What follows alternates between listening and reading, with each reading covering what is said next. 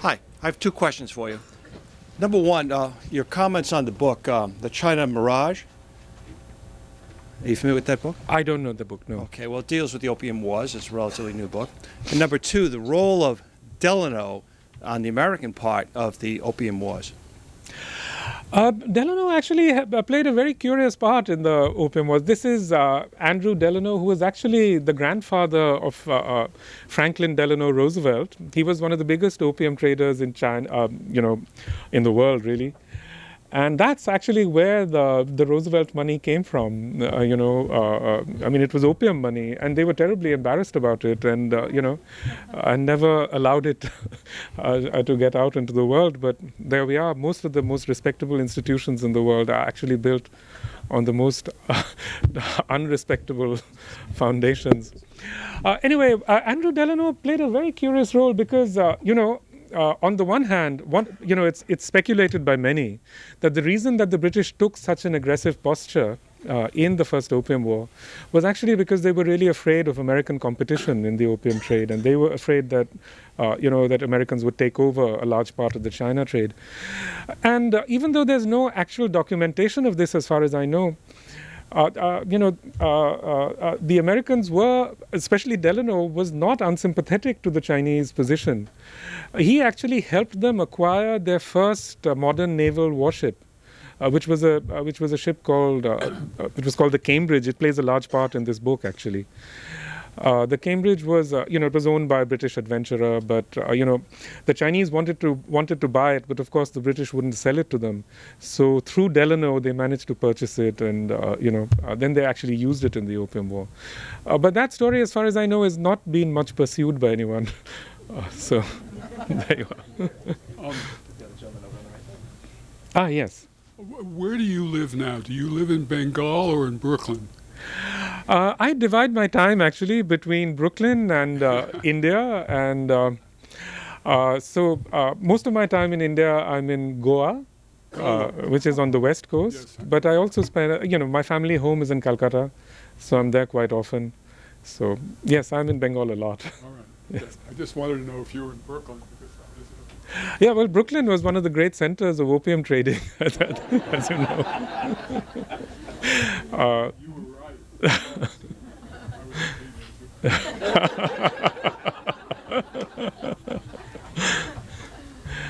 Yes.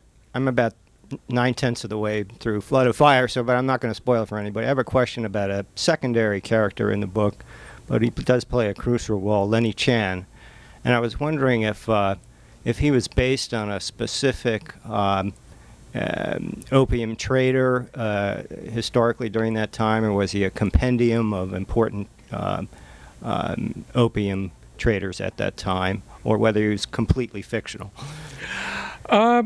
It's not entirely fictional, because you'll remember Lenny Chan also appears in River of Smoke, where he's actually Lenny Chan begins his career as an assistant to a British plant collector. And he goes to Kew Gardens and spends, 6 years in Kew Gardens. And that actually happened. I mean, in the 1820s, there was this young Chinese gardener called Ah Fei, who went to Kew Gardens and lived there for quite a long time. He actually accompanied a shipment of Chinese plants to Kew Gardens. So it was partly based on him. But also there were many Chinese opium traders at this point who were playing this very sort of interesting double game. On the one hand, they were providing information to the Chinese authorities. At the same time, they were providing information also to the British. In that sense, yes, he is sort of based upon certain characters, but no one character as such.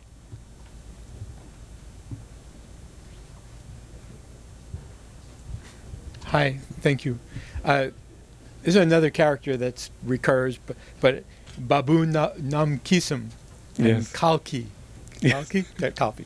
Anyway, could you tell a little bit about that character, what his goals are in life, and how he sort of arranges his contribution to the end of the world? Sure. Babu Nobkissin to me is one of the most interesting characters, that I've ever written about. He is this person who gradually changes gender, as the book goes on. He's a devout Vaishnav, and in the Vaishnav tradition, which is the tradition of Krishna worship, there's the devotee of Krishna becomes Radha, who is Krishna's lover. But in fact, I mean, so much Vaishnav poetry written by men is written in the voice of Radha, that is, as a woman. And this tradition has had this strange and interesting sort of life in Indian society. And I actually, this particular character was for me inspired by one of our neighbors in Calcutta, who was a banker and the most sort of ordinary kind of person. He would go off to work at 10 every morning, come back at 5, and and then suddenly one day he burst into our house, dressed in saffron, of course, and said, "Listen, I am Radha. I have come." And he had suddenly identified himself completely with the figure of Radha. He'd been away to stay in Vrindavan, which is the site of Krishna worship. And he came, and, at about the same time, I read another story which was very, very interesting. The head police officer in Orissa went through a similar sort of thing. He suddenly one day decided that he was Radha. And he set off to walk to Vrindavan from Orissa. And, his entire family, the family supported him. His sons, his wife, they all supported him and went with him, they supported this sort of thing. So, it's one of the sort of really strange and wonderful things in our traditions that this was possible, And again, see, in this book, when Babu Nobkissin first sees Zachary, he's sort of possessed with the idea that an avatar of Krishna is going to arrive. And he hears Zachary playing a flute, a recorder actually, but for him, there's this moment of revelation where he identifies Zachary as Krishna, or an emissary of Krishna rather, who's come to with a special message for him. And in this book, suddenly he recognizes Zachary as the avatar of Vishnu, who is Kalki, and the Kalki avatar story of Vishnu is a very interesting story, and to me it's very sort of speaks to our times, because, the story is in Indian mythology and in our scriptures and so on, it's written that the world is ultimately consumed by demons of greed, that the demons consume the world, and it brings the world to that position where the Kalki avatar comes and then has to do battle with the demons, But the Kalki avatar will not appear until the demons have actually consumed the earth. And in a sense, if you think about it, really, what the Opium War set out to do was really to plant the seeds of a consumer economy in Asia, in which it succeeded. So now we have the world being effectively consumed. Thank you. Yes. Mr. Ghosh, would you attribute your critique of British imperialism and your wonderful, mind-blowingly good visual imagination / your historical imagination to your genius, or any professor at St. Stephen's, be it a history professor or a literature professor, or your historical readings, or a combination of all of it? If you could expand on that. Thank you.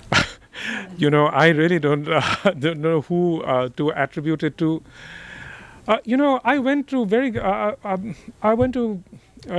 some of the best schools and colleges in India, and actually, they were incredibly exciting places to be in.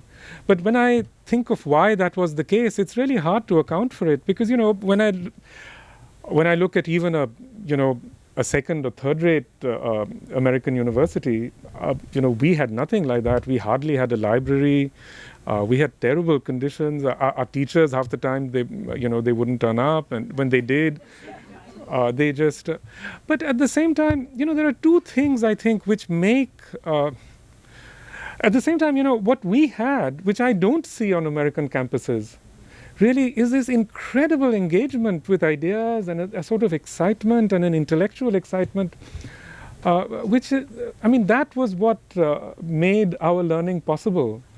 And I think that came about partly because we really learned from our peers, And I think actually that's how most learning happens. People learn from their peers. And I was fortunate in having an extraordinary sort of set of peers, So that was one part of it. But we also had these completely inspirational professors, not many, but 2 or 3. And that's all you need, And they open up your mind and so on. Beyond that, I'll say that, we always hear so many bad things said about our Asian modes of education. But one thing it does do is that it's rigorous. It makes you have to remember a lot of things. It makes you have to apply your mind in a completely different way. I always hear everyone, there's a war against memory. What they call rote learning. For some reason, everybody hates rote learning. But what is learning but rote learning? How can you learn the timetables without committing it to memory, most of learning is not fun, it's hard work. And this whole pretense that you can somehow make learning fun, I think it's a hoax that, we perpetrate on the young, frankly. Anyway, so I went through this very rigorous system. And so, often in America, people will tell me, oh, this book is so complicated. Did you have storyboards? Did you have this? And no, I don't have any of that. It's all up in here, and a couple of notebooks. So. Yes.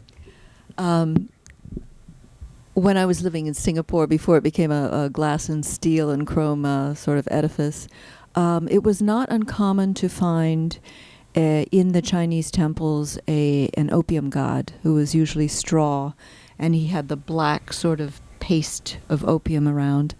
So it really was a huge legacy in Southeast Asia. I was born and reared there. And I'm wondering, do you know of any other temples? Was this your experience in India? Because it was throughout Southeast Asia that we had the opium gods in the temples. I don't know of any opium gods in India, which is actually surprising because in India there are gods for everything, but I've not heard of an opium god. But, it makes sense because actually, Singapore is completely founded on opium. Mm-hmm. The reason why Singapore could be a free port is basically because the British, had this opium farming system, as they called it, which is that every year they would auction off the rights to sell opium. And, every year some big, almost always a Chinese trader would bid for it. And it was this bid which made it possible for Singapore to be a free port. So, and that system continued, literally until the 30s and 40s. So, and this is true not just of Singapore, but the Dutch used exactly the same system in Java and Indonesia, throughout the East Indies.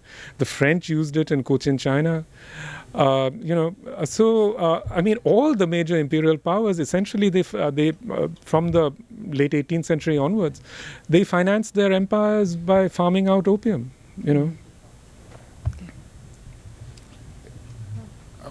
Why does Zachary Reed's story begin in Baltimore and not Brooklyn? Well, it begins in Baltimore for 2 reasons, really. One is that, Baltimore invented this kind of schooner called the Baltimore schooner. You can still see them in Baltimore, in the harbor at Baltimore. And they were made at Fells Point, the Baltimore schooner really revolutionized the opium trade. The Baltimore schooner was invented for slave trading because they were very fast and they could outrun, the British ships that were in the 1830s trying to control the slave trade coming out of Africa. So, the opium traders suddenly realized that the schooner was exactly what they needed to sail against the monsoons. Before that, the opium trade was seasonal because square-rigged ships couldn't sail up, against beat against the wind, as they used to call it. But the schooner, the Baltimore schooner, essentially revolutionized the opium trade and made it all year round, all year round trade. So the way that Zachary Reed enters this story is that he accompanies a Baltimore schooner. He's working at Gardner's shipyard, where, as many of you will remember, Frederick Douglass worked, and where we have his account of that terrible beating that he endured, where one of his eyes fell out, where he was attacked by the white apprentices. And, African Americans played a large part in shipping and shipbuilding until about the 1830s. But then, white workers began to really systematically attack them and push them out.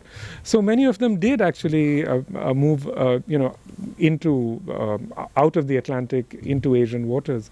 So that was sort of the background of the story. So let's take 3 more questions if we have 3 here. I think one of the things that's striking about the trilogy is the use of different dialects and languages, right? From the I think people. Sorry, let me just. Yeah, so I guess one of the things that's striking about the trilogy is the use of dialects and languages, right, from the Sea of Poppies to this. So how does that process work for you as a writer? Do you think in that dialect, or do you think in English and then write it in English and then it flows from there? So I guess I was just curious as to how does that process work. Thank you. When I started writing these books, I realized very early on that one of my intentions really was to give a sense of the multilinguality of the Indian Ocean region, And of course, you can't do that by using different languages. So you have to find some other way of approaching it. So what I did was to use various dialects of English, and English, 19th century English in Asia was creating very many different dialects. We know for a fact that, let's say, the English people who lived in India, they didn't speak standard English. They spoke something quite different. Most of them were actually brought up by Hindustani-speaking servants. Rudyard Kipling famously didn't speak any English until he was 6 years old. So, there was this kind of intense interpenetration of languages in that period. I think, it was not till the late 19th century, when you have the great English dictionary projects, that English became standardized in a certain way. But I think English was much more fluid in that period. So, I was experimenting with it. I was, but also there are sort of like histories of some of these dialects. For example, the South China Pidgin. There are several sort of contemporary pieces written in the 19th century on it. So I became, I love language. I love words, and I love this, this interplay of words. And I grew up speaking several languages. So like most Indians do, So in my head, it's all a melange, and I just enjoy using those resources, if you like. Thank you. The first book of yours that I encountered was In an Antique Land, which completely enthralled me, and I've been yours ever since. The New York Times recently has had a series where they ask critics and celebrities to what book or film or piece of music would you like to come on for the first time, and that's what's a contender for me. Oh, thank you. Book. Thank you. My question is what relationship it has in your trajectory as a writer. It's very, very different, obviously, from the trilogy, the novels you've written. It is and it isn't, actually, because in a sense, it's also about a merchant, it's about a trader. It's about a trader who comes across the sea, and it's about these these links across the sea. It's about his relationship with an Indian woman. So in that sense, I think In an Antique Land really, set me up for many of the themes that I've been dealing with here as well. For me, there's a direct continuity because, again, it's about the sea, it's about, trade, but medieval trade. But thank you for that. Thank you very much. Any last questions? Yes. You had a number of really strong women characters in Sea of Poppies. There was DT and there was Zachary's love interest, which was not Mrs. Burnham, but I can't remember her name, the French woman. Paulette. Paulette, that's right. Do they come back in your latest book, or do you have other strong female characters? Many of them come back. I mean, like Mrs. Burnham comes back. Paulette comes back briefly. I think you'll find several very strong characters in this book. One of them is, Behram Modi, who was in A River of Smoke. His widow, Shireen Modi, sets off for China to, that's one of the three main narratives in the book. She's, she's in her late 50s, and she suddenly, on her way to China, really discovers herself, and Thank you. Thank you. Thank you. Thank you. Thank you all very much. Thank you. Thank you. Thank you. Thank you.